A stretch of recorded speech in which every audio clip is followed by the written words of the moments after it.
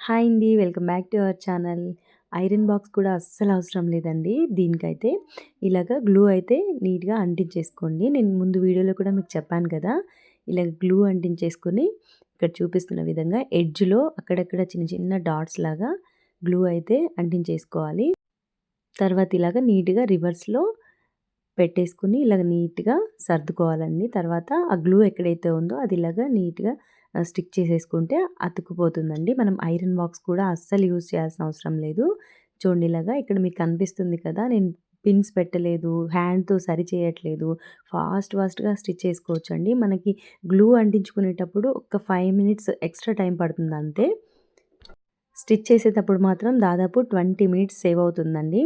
చాలా సింపుల్‌గా ఎక్కడ కూడా క్లాతు ముడతలు రావడం గానీ అలాగే ఏముండదు. ఒకసారి ట్రై చేయండి. వీడియో నచ్చితే లైక్ చేయండి. సబ్స్క్రైబ్ చేసుకోవడం మాత్రం మర్చిపోకండి.